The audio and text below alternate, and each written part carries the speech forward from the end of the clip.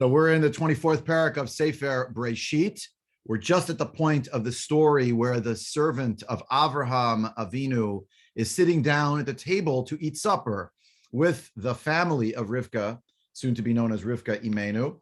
And prior to eating, he insists on recounting the story of what transpired. And I'll open by mentioning that this story, of course, did not take place in Eretz Canaan, which to us who have, let's say, lived in exile for 2,000, the better part of 2,000 years, it's obvious that our faith claim, our basic idea of Jewish belief that not only does God exist, but that God is involved in our lives, not only on a national level, but on a personal level, and not only in the space of Eretz Israel, but wherever a Jew may find themselves, or any person for that matter. In antiquity, of course, there was an idea that there were the gods of various lands, associated with lands, and that therefore a national identity was bound up with a series of cultic practices, which once they fell by the wayside owing to some kind of population transfer and the like, you could essentially rid yourself, so to speak, of the gods of the land, small g. And just to recognize that Avram Avinu, of course, himself had already gone down to Mitzrayim, as he was called to Eretz Canaan, went there, went down to Mitzrayim, and came back, lived out the rest of his life in Eretz Canaan, surrounding environs. Big discussion about the Eretz Plishtim, but we'll say it's part of Eretz Canaan and the like. Then he sends his Eved, his servant, to go back to the Haim, to the old country, in order to bring a wife back, to search for one, I should say. And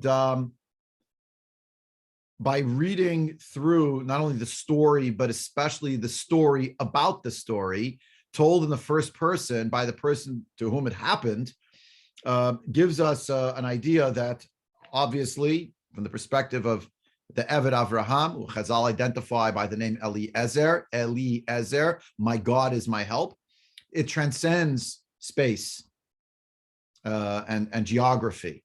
And he understood that clearly when he got there. Yeah. Again, to us, it's like so obvious, but this is one of the revolutionary things that I believe historians like to say about the Jewish people. Here we were exiled more than once, and yet we didn't situate our religion in one land to the exclusion of an ability to have a relationship with Hashem anywhere else.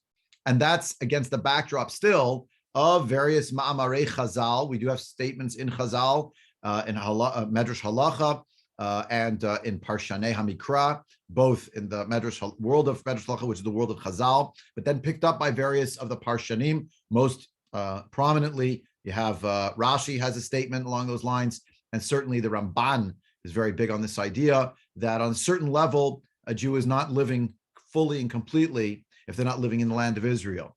And that maybe on a certain level, the mitzvot are in some way preparatory for a return, for its fullest expression and the like. I have more to say on that, but I want to get sidetracked. I want to delve into the psukim. Shelley already wanted to say something. Yes, I want to get sidetracked. Remember when we were learning in Malachim about after the destruction, after the exile of the 10? Yeah. I don't hear you, Shelley. Say again. You got to the part about the 10 tribes, and then you blink. Then we didn't want to hear you after that. Hello, Shelley. Okay, Shelley, if you can maybe disconnect. Oh, try again. Okay. In Malachim, after the 10 tribes are exiled, right? The Assyrians put in the Samaritans in the 10 tribes. Population transfer. A population transfer, and then they're eaten up by lions. And the king of Assyria said, "Are you worshiping the God of this land?" And they weren't. So the gods don't totally end up dead, even if you're conquered. The new population that comes in still has to do what those gods tell and do the practices. Apparently, that was their view. But the point is, it was situated in geography. It And didn't Jewish stop the people, lions from eating them. what you said at the beginning is true. We don't want to get totally off topic. It's in the Malachim, in Sefer Malachim, we have to understand better what does it mean that the lions were eating them. Is Hashem sending the lions? Hashem wants to convert to Judaism. What does he want from them? There are Samaritans until today. And you can, go if you're curious. In Eretz Yisrael, you can see some of the things they do, etc. And they're not Jewish, but they're certainly doing something that's in the realm of in the orbit of Judaism, right? They have a temple, Har Gerizim, etc. They have certain practices that certainly dovetail with ours. They claim to be related to Judaism and the like. From a halachic vantage point, again, that doesn't pass muster, but it is telling. The point was that the Jewish people exiled to Assyria, exiled to Babylon, particularly Babylon. That's what we have in Bavel. That's where we have the records, the Nevuot, etc. The Jewish people are being told your relationship with Hashem is not over just because you're exiled. A, because it's temporary, and B, because irrespective of whether you're in the land or not, it matters. What you do matters. Your avodat Hashem matters. Yeah. So more to say on it, but let's dive in and learn a little bit in terms of the Chumash itself. Parachav Dalid, and we're at the point where there's where they're at the table. I guess we should double back to just see that aspect when they sit to eat. Pasuk Lamed Gimel.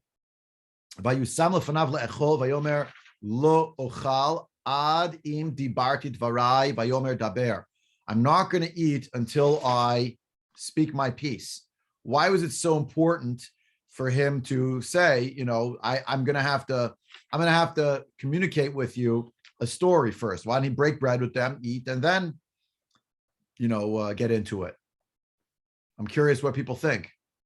Karen, go ahead. What do you think? Isn't eating the meal a way of cementing the deal? Maybe, because maybe. Because once the conversation ends, right? It is a bit of a question as to whether he was like getting to the point where they would all agree, and then he was going to eat with them, which is actually how it played out, or whether he had some other reason why he needed a preamble to his meal, to his eating.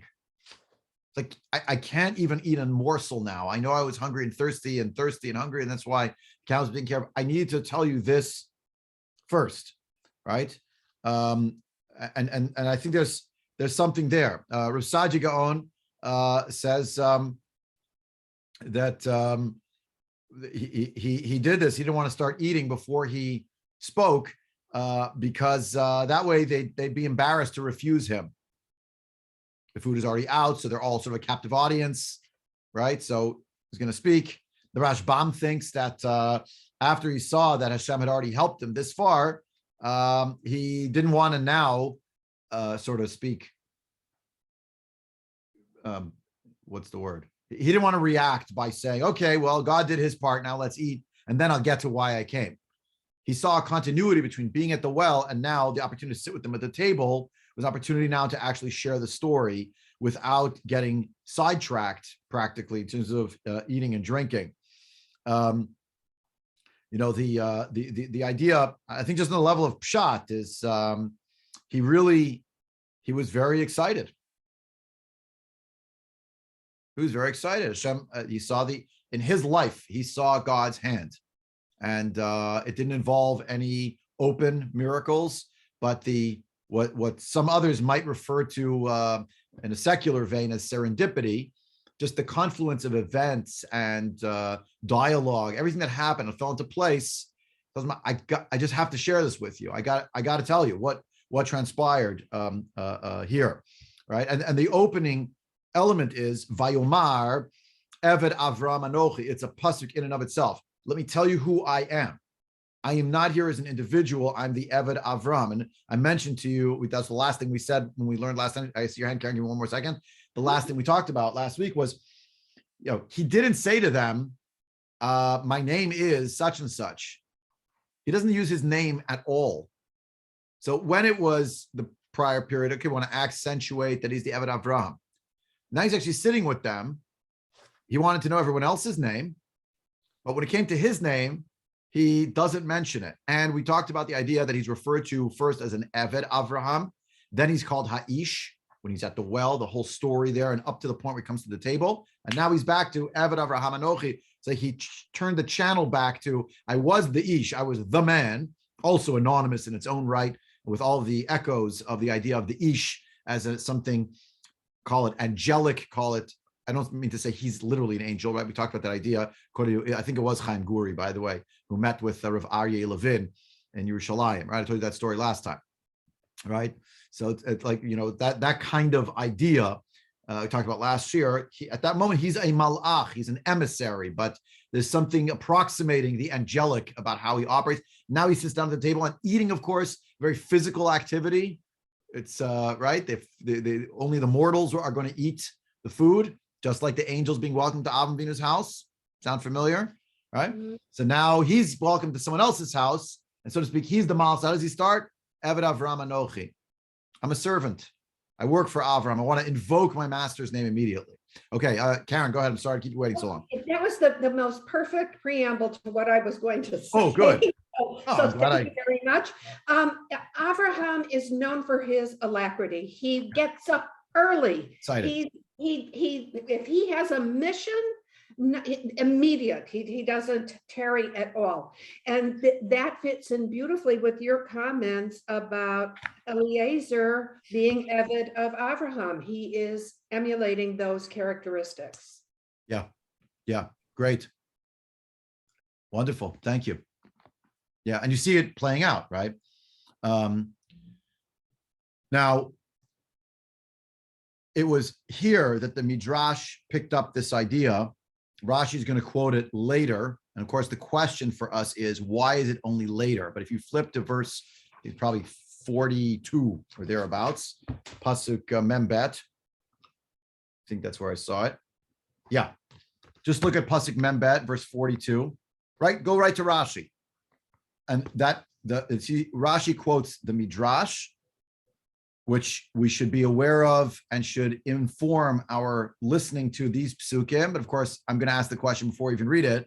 Why did Rashi wait to Pasuk 42 and not just say in Pasuk 34 what he wanted to say, which is, look at Rashi, chapter 24, verse 42. Second line of Rashi, or thereabouts, second sentence. Amar Rabbi Acha, right? Yafeh sichatan shel avdei avot lifnei hamakom mitoratan shel banim.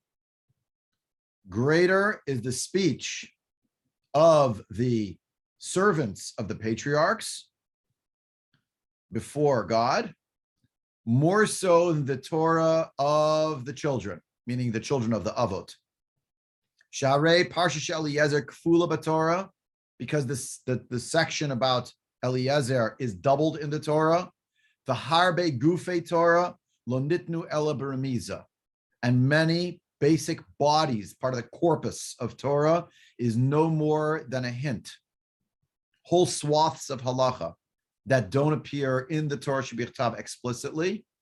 Each one needs to be asked, and explored sort of on their own merit.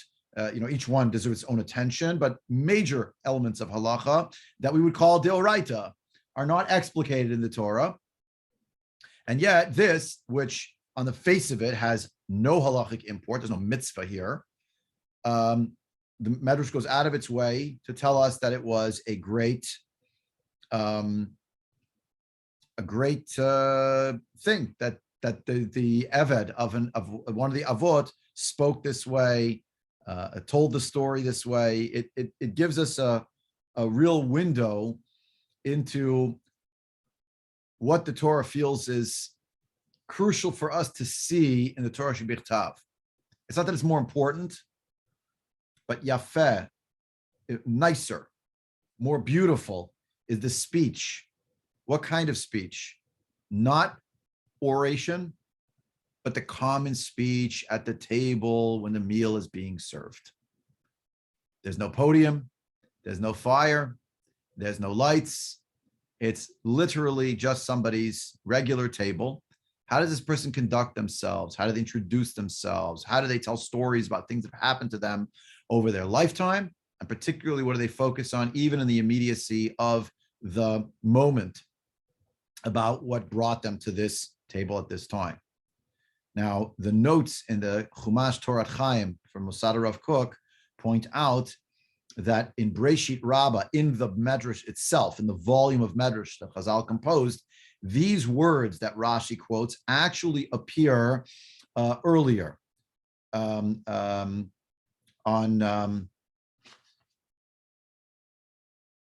me find out where. Hold on.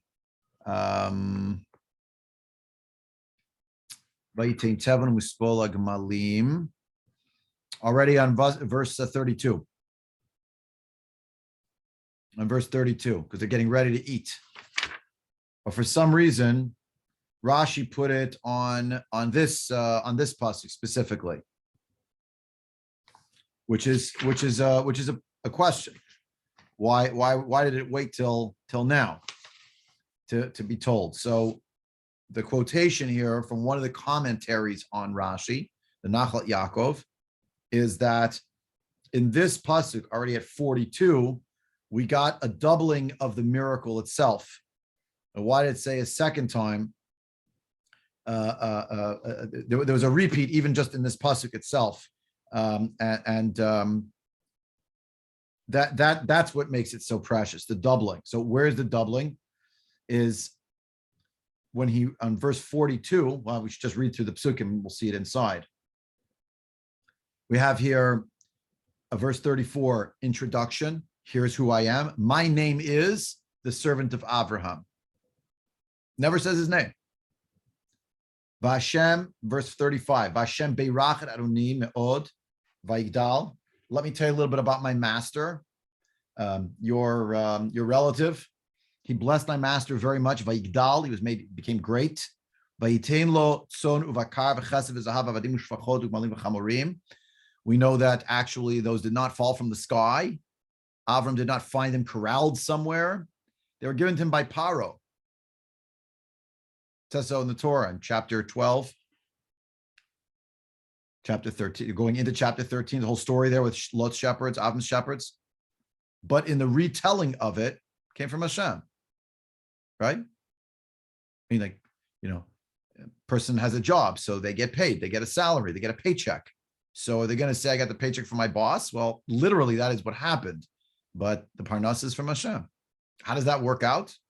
No, a believing person says, I don't know how to work out all the pieces of the puzzle, but the Torah tells me over and over again, don't forget, Kadosh Baruch Hu is the one who gives us the koach lasod chayil, the strength to bring our wealth to bear, etc., and for success.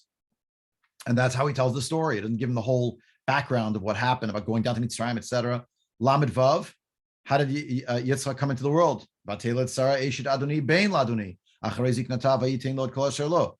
name of this child? Also not mentioned. Just that there's a child who is the child of Abraham and Sarah, and it's important that he mentioned that it's the child of Abraham and Sarah. The idea that she's the Eshet Adon and not Hagar. In other words, Vayashbieni Adoni lemor. He put me under oath. Don't take a wife for my son from the daughters of Canaan, where I dwell in the land.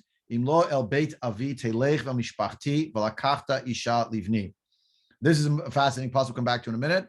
He says that Avram told him, go see my family, and that's where you should get a wife for my son. I said to my master, what if she does not agree? Vayomer Elai Hashem, asher italachti lefanav yishlach malachot itach, v'yitzliach darkecha v'lakachta isha livni mishpachti u'mibeit avi. So the idea that Hashem said to me, that Avram said to me, Hashem, who I have walked before, he will send his angel before you, or with you rather, and he will cause you to be successful. He'll send his angel. I'm sitting at your table to tell you an amazing story about how I got here, and it can't be happenstance. Look how many pieces fell into place. And Avram even told me that Hashem will send his malach What's that? That's the play on the malach. Who is and what is the malach? I'll take a wife for my son, from my family, and from my father's household. When we look back, that's curious because we didn't see that explicitly from Abraham to Eliezer when they're in the house. Abraham does not say to him, to my family. He tells him, go to my land, go to my birthplace. So that's a question. But if it wouldn't work out, so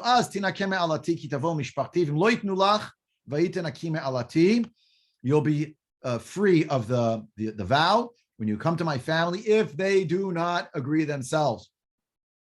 If they don't give her to you, so you'll be free from the oath. And now to our pasuk. We just learned Rashi, that second half of Rashi. Va'avo hayom el ha'ayin, I came today to the well, to the spring. Va'umar, and I said, Hashem Elokei Adoni Avraham, imishcha na matzliach darki asher anochi holech aleha.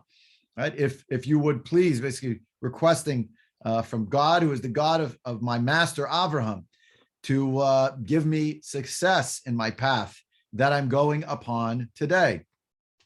All right. Now, let me finish with Rashi first. We skipped the beginning of Rashi.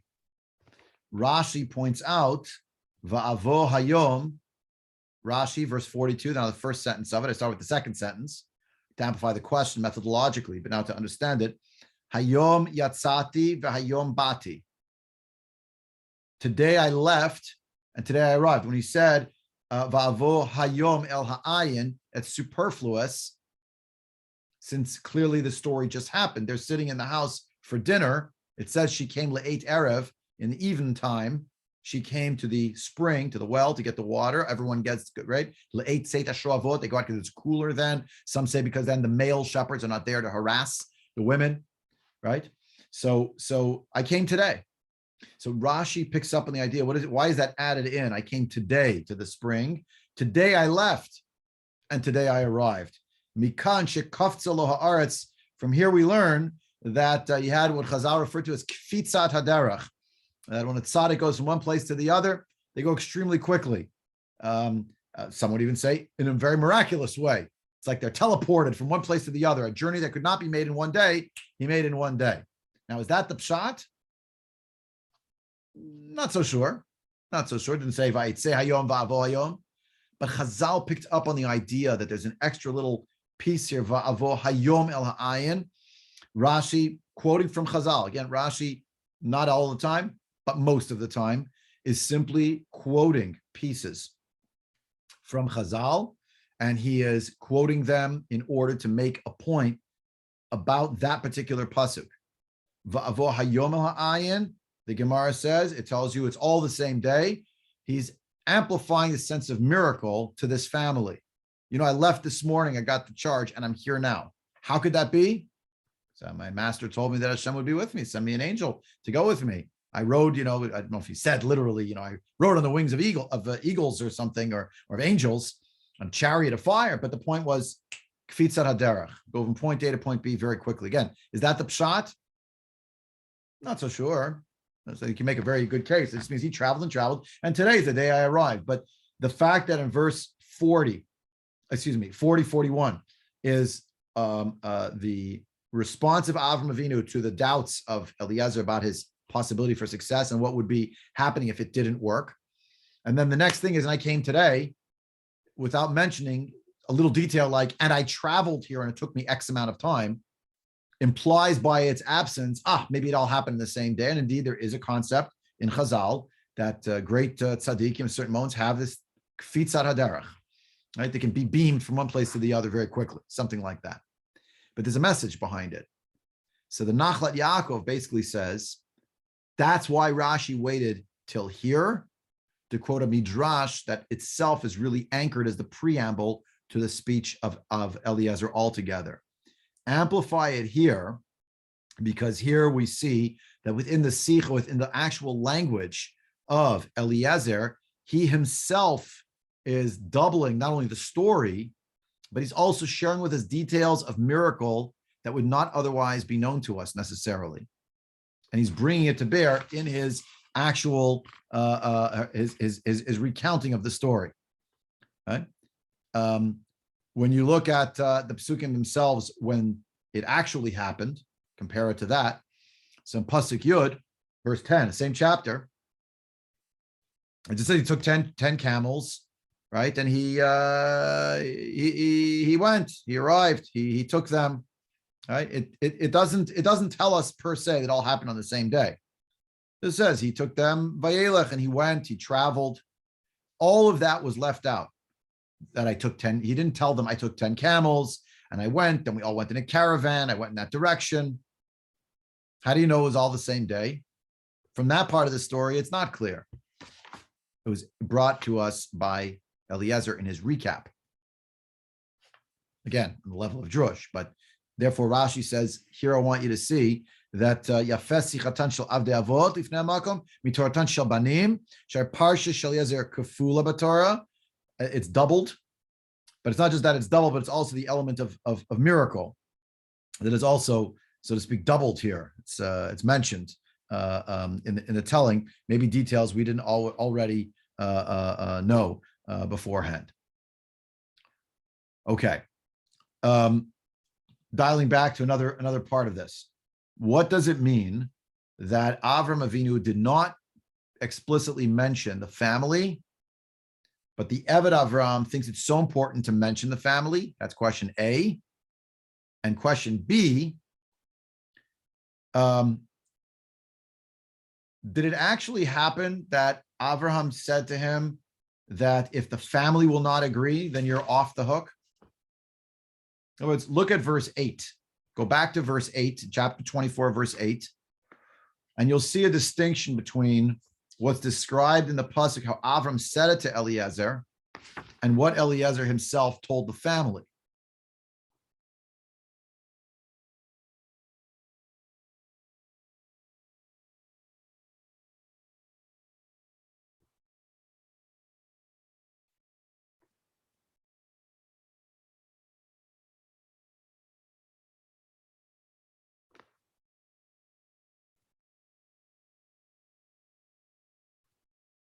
Maybe it's easier to take the second question first. In verse 8, V'im lo toveha isha lalechet acharecha b'nikita mishvuati zot rak b'ni lo tashev shama. Maybe the woman, if the woman refuses to go with you, then you are free from my oath, but don't let my son go back there. Now you go to verses over here. 39. I said to my master, maybe she won't come along. So he responded and told me, I shall be with you, don't worry. All right. Now verse 41. But here's a situation, a scenario where you will be free of the oath. When you come to my family, if they don't permit, then you're in the clear. He did not mention that earlier whatsoever. So that's really like B. What's the, right? We don't have any mention that the family has to agree. It's all about Rivka, the girl, the woman. So that's sort of B. But A, it's connected. Why did Eliezer insert the piece about the family? He is such an amazing Eved. He's subservient to his master. He didn't want to tell us his name. I'm no more, he says, than an emissary and a slave and a servant to my master. But when we look, we have both in front of us, both the record of what happened and the record of the recounting of what happened. And there are discrepancies. And here also, when he mentioned about going to the land and the father's house in verse 7, same chapter, didn't mention the family. Could have, we said it last, go from your land and your birthplace and your father's house. So he could have said, right? So he took the God who took me from Eretz Moladati, from where am I? Beit Avim Eretz Moladati. So he clearly knew that language, right? Took me out from the land. But when he gave him the actual charge in verse 4, what did he say? Ki el artzi ve'el moladati telech. How about ki el artzi ve'el moladati ve'el beit mishpachti telech? Didn't mention the family. Why is Eliezer inserting in his version of the story so much about the family? What are some possibilities? Why did he ad-libbed, because it wasn't in the original. So why did he ad-lib?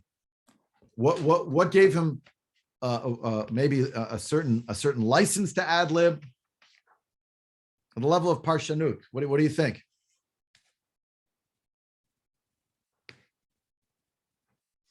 Eliezer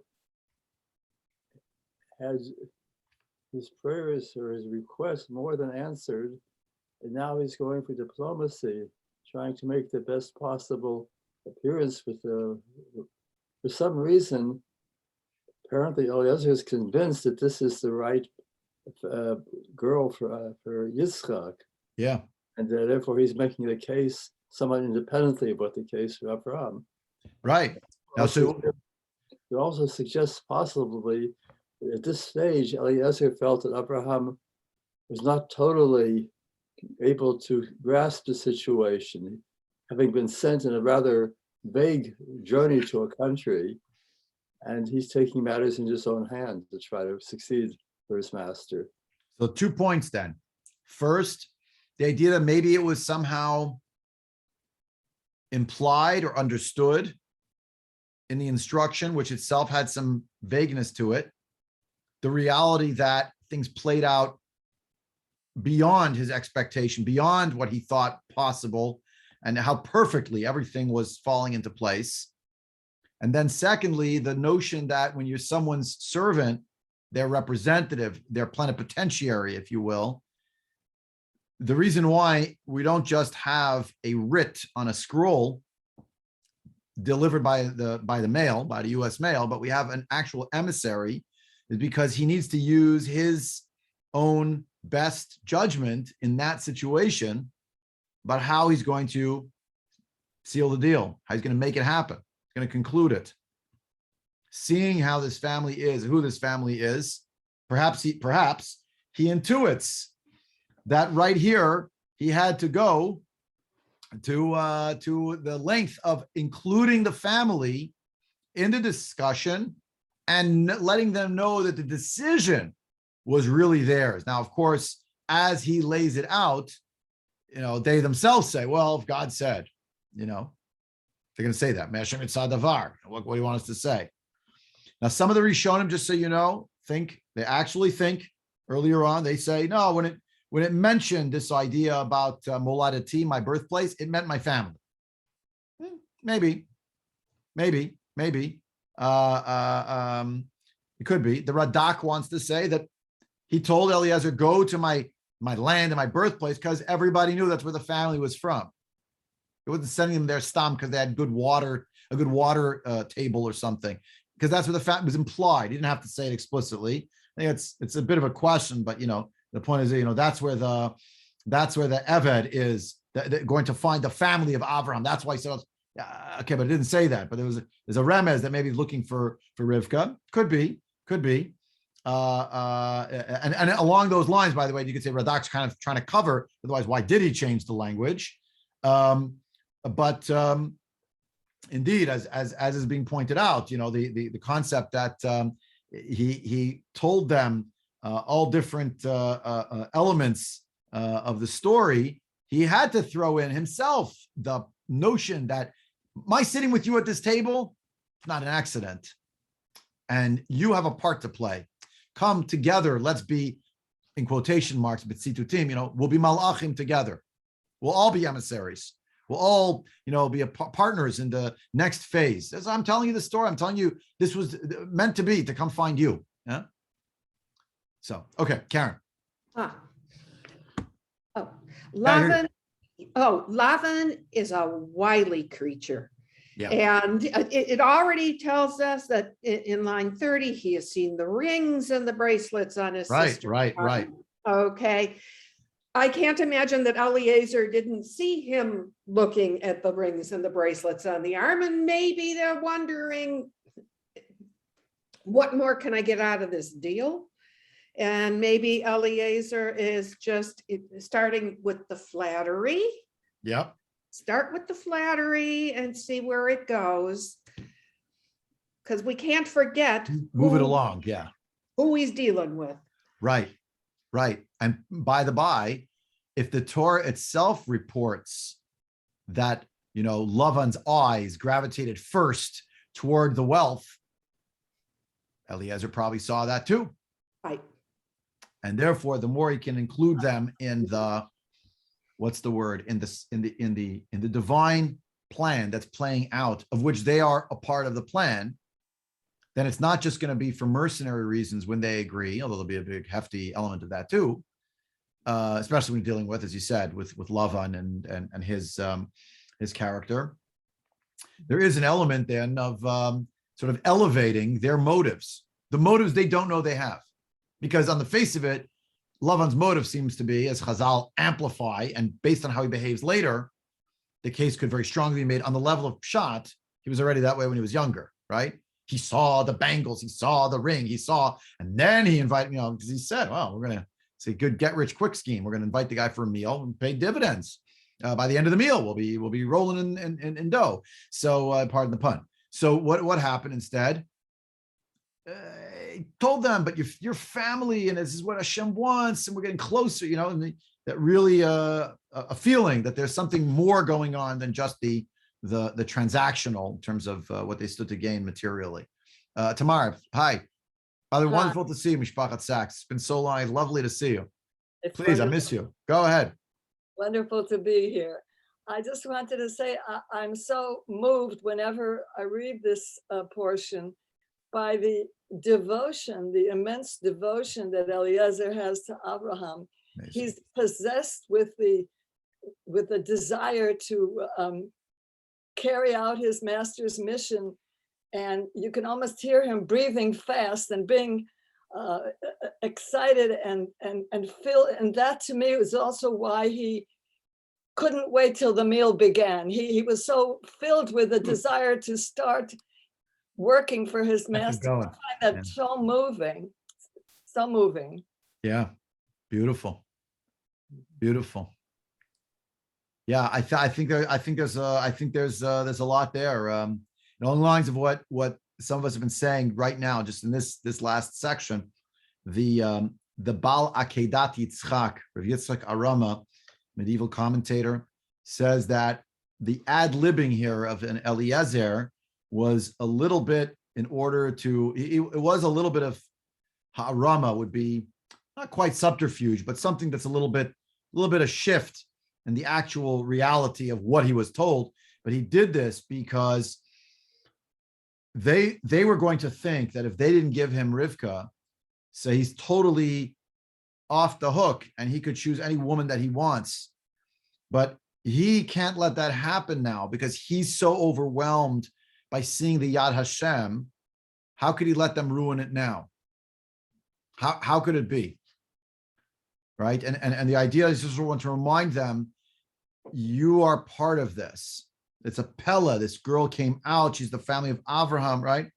And the truth is, if had they not given her Rivka, so he still would have to take a woman somewhere just from the land and the birthplace, but not from the family. But it even checked out that it's a family. It went extra level. So he incorporated. He told them it's part of it, And I think there's something very, very powerful here. I was driving last night, leaving Yerushalayim. I'm right now back in Skokie, but I was in Yerushalayim. Can you imagine, just last night? I was leaving Yerushalayim, and we were going down near Kvish Echad, and I was telling my son about the biography of Truman, written by David McCullough. So I explained to him, David McCullough, he's not of the Jewish faith. I don't know if he's Irish. I don't know what he is, but he's not a Jewish person. But he has in that biography the story of what happened on the day when the first chief rabbi of Medinat Yisrael, Rav Yitzchak Isaac Levi Herzog, of course, whose grandson is presently the president of Israel, when Rav Herzog came to the White House, first state visit, came into the Oval Office. There were some advisors in the room who witnessed this story happen. And I was driving, so I didn't actually have the text in front of me. My recollection is it's in that biography on page 648. I don't know why that number's in my head. I think it's right. I'm not 100% sure. So if it's wrong, it's in the biography. I have the page somewhere. But that when after the pleasantries, Rabbi Yitzchak Isaac Levi Herzog said to Truman something to the effect of, I want you to know that God put you in your mother's womb for the purpose of being able to become the president of the United States so that you could recognize the Jewish state. And another advisor who was in the room said, I looked over at the president and I saw that the tears were coming down, streaming down his face and landing on his ink blotter. And the first chief rabbi of Israel said this to him. It's incredibly powerful, right? To think of it that way. And of course, as we know, Truman thought of himself as a Cyrus, right? He called himself, he actually used that expression several times, thought himself as Cyrus. I don't know if I have to say Lahavdil or not, but what is the Eved Avram doing? He's not saying, do you understand that there are bigger forces at play? HaKadosh Baruch Hu is running the world, and everything's been orchestrated, and you're the family. Look how special you are. You have a role to play. You're doing something here, and it's the next phase of everything is dependent on you and your decision, right? Not exactly the Rav Herzog story, because that is already ex post facto, sort of praising him for having done so. But in this circumstance, there's a decision still that needs to be made. So that hangs in the balance. So along those lines, the idea that he is going through the entire story, detail by detail, in painstaking detail, but because of his alacrity, as you mentioned, because of his almost breathlessness about his subservience to Avram Avinu and a feeling of being his plenipotentiary, and perhaps it was implied that it had to do with the family, go find someone from the family, or it just worked out that way. It's even more perfect, above and beyond what I thought, and into that vagueness of Avram Avinu's command and charge, did Eliezer understand, did the Eved Avram understand, like, wow, I see the Yad Hashem in my life. Don't you see the Yad Hashem in your life? As we kind of said to them. And of course, now you just have to decide. The prayer is recounted, also the tefillah, verse 43, telling the actual story. We're going to come to that next time because we're out of time for today.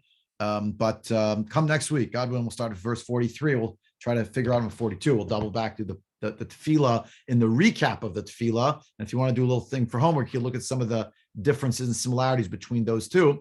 And God willing, we'll be back at it then. This Thursday, God willing, we're back to Malachim Aleph. Everyone's welcome to join 9:30, and look forward to seeing you then.